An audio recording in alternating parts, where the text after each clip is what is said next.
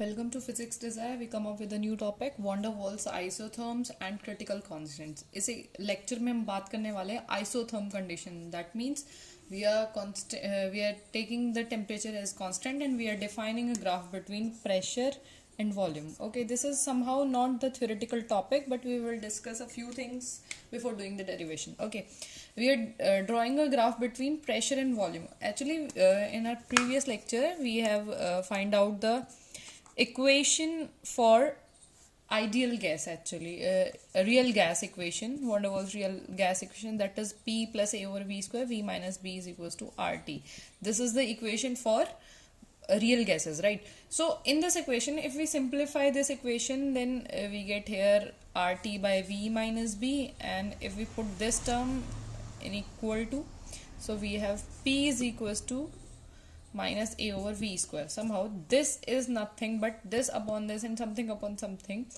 अगर हमारे पास ये इक्वेशन इस फॉर्म से है, X square over A square minus Y square over B square is equal to 1, and this equation represent nothing but the hyperbola. So this equation is of the form of hyperbola, right? So ये equation हमें describe कर रही है hyperbola को.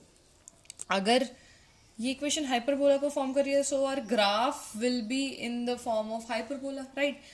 तो हमारा जो hyperbola बन रहा है, अभी आप पी को इधर ले आएंगे and we get the value here. So our graph is between P and V. तो हमारी हाइपरबोला की कुछ कंडीशन ऐसे होती है, हमारा हाइपरबोलिक ग्राफ है. तो इस तरीके का ग्राफ कुछ हमें मिल रहा है. हम सिर्फ ये वाला पोर्शन स्टडी कर रहे हैं. तो इसमें है क्या, आप देखेंगे हायर टेम्परेचर्स पे जब गैस को स्टडी किया गया तो वो कुछ ऐसा बिहेवियर दिखा रही थी, राइट? लेकिन लोअर टेम्परेचर्स पे वो कुछ ऐसा ग्राफ दिखा रही थी. अभी कहता क्या है ये ग्राफ, ये बात करते हैं. हायर टेम्परेचर पे जो गैस है, ये वाली इक्वेशन की हमारी बात हो रही है, तो ये गैस की तरह बिहेव कर रही है. लेकिन उससे बिलो टेम्परेचर पे ये कभी सुपर कूल्ड वेपर की बात कर रही है, कभी लिक्विड प्लस वेपर की बात कर रही है, और हमें ट्रिपल पॉइंट वगैरह मिलता है, 3 स्टेट्स मिलते हैं. पॉलीफेज में एक्चुअली ये एग्जिस्ट करता है हमारा graph.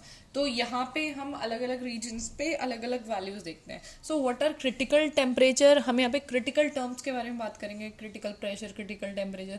Okay, so this will be the line for the critical temperature. अभी हमारे पास ये इक्वेशन सॉल्व करने के बाद एक इक्वेशन आने वाली है जो कि क्यूबिक रूट में होगी. मतलब एक क्वाड्रेटिक इक्वेशन ना होगी, क्यूबिक इक्वेशन होगी. और क्यूबिक इक्वेशन के हमें पता है 3 रूट्स होते हैं. That means that equation gives us the 3 roots, और जहाँ जिस पॉइंट पे वो तीनों रूट्स इक्वल होंगे, वो ग्राफ हमारा, वो लाइन हमारी रिप्रेजेंट करेगी यहाँ पे क्रिटिकल पॉइंट को.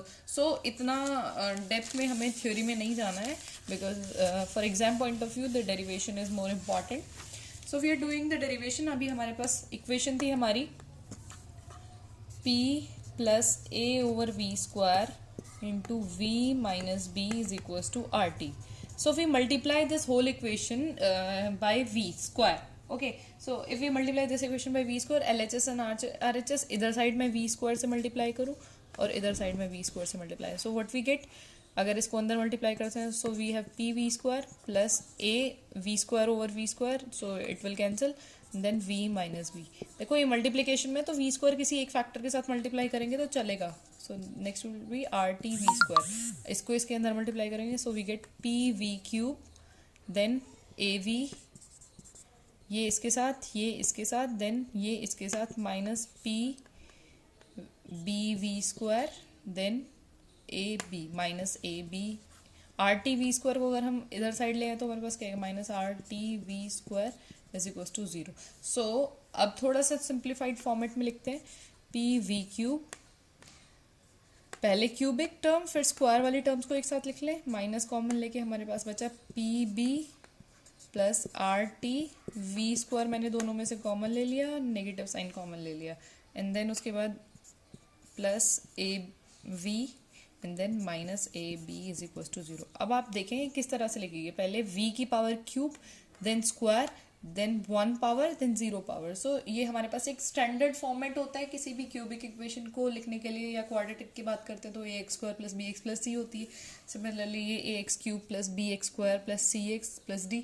सो इस जनरल फॉर्मेट में हमने इसको लिखा है. सो अगर मैं इस इक्वेशन को P से डिवाइड करूँ, so what we get, V cube minus, यहाँ P से डिवाइड करेंगे तो ये P ओवर P कैंसिल हो जाएगा, यहाँ करेंगे तो B ओवर P से P cancel, then we have B plus RT by P into V square plus A over P into V minus A B by P is equal to zero. So this is the equation. इस इक्वेशन को मान लेंगे हम first equation. अब आप एक चीज़ देखिए, हम यहाँ बात कर रहे हैं कि हमारे पास ये क्यूबिक इक्वेशन आई और हम इसको सेटिस्फाई करवाना चाह रहे हैं वो ग्राफ में आने वाली उस क्रिटिकल पॉइंट वाली वैल्यू से, क्योंकि हमारे पास ग्राफ की जो है 3 पॉइंट्स आ रहे थे, एक ग्रेटर, एक ये और एक ये लोअर टेम्परेचर के लिए हम डिफाइन कर रहे थे, ये हमारा हायर टेम्परेचर के लिए. लेकिन जो मिडिल वाली लाइन है ना वो हमें शो कर रही थी क्रिटिकल पॉइंट्स को, मतलब एक कोई ना कोई ऐसा क्रिटिकल पॉइंट तो होगा, ऐसा क्रिटिकल टेम्परेचर, ऐसा क्रिटिकल प्रेशर जिसपे तीनों वॉल्यूम्स की वैल्यू जो है इक्वल आएगी. मतलब हमारे जो ये यहाँ से 3 रूट्स मिलेंगे उन तीनों की वैल्यू इक्वल आएगी. तो अब हम उन्हीं के बारे में बात करने वाले हैं. So we move to these points. अगर मैं कहूँ कि वो वैल्यू हमारी VC वैल्यू है, मतलब वहाँ पे वॉल्यूम की वैल्यू कुछ हमारी आ रही है VC, तो तीनों वैल्यूज ही VC आ रही हैं. So VC is nothing but the critical volume. Okay, तो अगर मैं बात करूँ V minus VC is equal to 0. ठीक है, तो मतलब ऐसे ही करके रूट्स निकालेंगे और 3 रूट्स हैं, तीनों रूट्स जो है VC VC VC हैं. सो अगर मैं इसका, हम उल्टा चल रहे हैं एक्चुअली, क्यूब करूँ तो मेरे पास तीनों रूट्स हैं, राइट. ये तीनों रूट्स के लिए इक्वेशन हो गई. अगर इसको मैं एक्सपैंड कर दूँ तो मेरे पास क्या आएगा, A cube plus B minus B cube, A minus B का होल क्यूब सॉल्व करेंगे, plus 3A square B minus के साथ plus 3AB square is equal to 0. आप समझ सकते हैं ये बहुत ही आसान है. A cube minus B cube minus 3A square B का negative sign plus 3AB square, बहुत एज सिंपल एज दैट. अब हमारे पास ये सेकेंड इक्वेशन हो गई. हम दोनों इक्वेशंस को कंपेयर करेंगे, अपनी फर्स्ट इक्वेशन को और सेकेंड इक्वेशन को. Then we are finding the values of quantities. अभी आप देखेंगे वी क्यूब का कोफिशिएंट क्या है 1. So nothing to compare. V square और V स्क्वायर के कोफिशिएंट्स क्या हैं. एक्चुअली V यहाँ पे VC वाला नहीं चेक करना है, हमें V वाला चेक करना है. सो हेयर वी हैव, इसको थोड़ा सा स्टैंडर्ड फॉर्मेट में लिख लेंगे तो हमारे पास क्या आ जाएगा, V cube minus 3VC into V square, ये वाली टर्म लिखी, देन ये वाली plus 3VC square into V. Actually ना मैंने V वाली टर्म्स को थोड़ा सा तरीके से लिख लिया है, minus VC cube is equal to 0. अब आपको कंपेयर करने में बहुत आसानी होगी. V स्क्वायर का कोफिशिएंट क्या है हमारे पास, ये दोनों नेगेटिव टर्म्स है तो इक्वेट हो जाएंगी, तो हमारे पास वैल्यू आ जाएगी 3VC इज इक्वल टू ये B plus RT over P. Similarly अगर मैं कहूँ, यहाँ था हमारे पास AP over V minus AB. Okay, V वाली टर्म्स करेंगे, A over P is equal to 3VC square, 3VC square is equal to A over P. And the third equation is nothing but VC cube is equal to AB over P. VC cube is equal to AB over P. Negative negative था तो equal. हमारे पास 3 terms आई है, एक ये और एक ये. अगर मैंने इक्वेशंस को फर्दर XYZ इक्वेशंस मान लेती हूँ, suppose this will B X, this will be a Y equation, this will be a Z equation. तो अब हमें ये सॉल्व करके कुछ नहीं, बस वैल्यूज कैलकुलेट करनी है और बहुत सिंपल मैथमेटिक्स है, बहुत आराम से हो जाएगा. ओके, अभी हम क्या करेंगे, अपनी Y और Z इक्वेशंस को, जो हमारे पास Y और Z इक्वेशंस हैं उनको डिवाइड कर देंगे. We are dividing Z with the Y. सो Z ओवर Y करूँगी तो VC cube over this term 3VC square is equal to ये वाली टर्म AB बाई P, उसके नीचे आएगी A by P. A by P का रेसिप्रोकेट कर दूँ P over A. So P से P कैंसिल, A से A cancel, we have B. तो यहाँ बचेगा VC स्क्वायर और VC, तो VC बचेगा over 3 is equal to B. Value का क्या आ जाएगी, VC is equal to 3B. Right, this is the first value, that is the critical volume हम फाइंड आउट कर चुके हैं. इसी को ही हम क्या बोलते हैं, critical volume. Right, I hope आपने लिख लिया होगा स्क्रीनशॉट लेकर. ओके, अगर अब नेक्स्ट बात करते हैं, अब जो हमारे पास ये VC वैल्यू आई है इसको क्यों ना हम अपनी Y वाली इक्वेशन में पुट करते हैं. सो हमारे पास Y वाली इक्वेशन है क्या, हमारे पास हमारी Y वाली वैल्यू क्या है, VC is equal to 3B है. ओके, अब हमारे पास Y वाली वैल्यू है 3VC square is equal to A over P. अब आप देखेंगे VC की वैल्यू क्या है 3B. So 3 into 3B square is equal to A over P. यहाँ से वैल्यू निकालेंगे हम P की, तो क्या आ जाएगा, A ओवर 3 3 9 3 27 B स्क्वायर. सो ये जो हमारा प्रेशर है ना, यही हमारा क्रिटिकल प्रेशर है. So we are taking the pressure P to PC. Okay, so this will be your critical pressure. बहुत इंपॉर्टेंट है, आ जाता है कभी एग्जाम में पूछ लिया जाता है, बहुत ज़्यादा तो नहीं है, इसको मैं इंपॉर्टेंट बोलूँगी. एंड थर्ड इक्वेशन के साथ हम क्या करेंगे, हमारे पास क्रिटिकल प्रेशर आ गया, क्रिटिकल वॉल्यूम आ गया. अब हमारे पास है थर्ड इक्वेशन हमारी 3VC is equals to B plus RT over P. कुछ भी नहीं करना है यहाँ, P को PC से रिप्लेस कर देंगे क्योंकि हमें T की वैल्यू निकाली है. VC की वैल्यू भी है हमारे पास, PC की वैल्यू भी है, दोनों वैल्यूज पुट कर दीजिए. 3 × 3B VC की value is equals to B plus RT over PC की वैल्यू क्या है हमारे पास, PC है क्या, A over 27B square. Upon कर दूँ तो यहाँ आ जाएगा 27B स्क्वायर. यहाँ देखिए 3 3 9B minus B, 9B minus B is equals to 27 RTB square over A. Okay, B this becomes 8B over A की वैल्यू निकालनी है, so 27 RTB square over A. Actually हमें T की वैल्यू निकालनी है, तो T की वैल्यू निकालने के लिए सारी टर्म्स इधर आ जाएंगी. 8AB over 27 RB square is equals to T.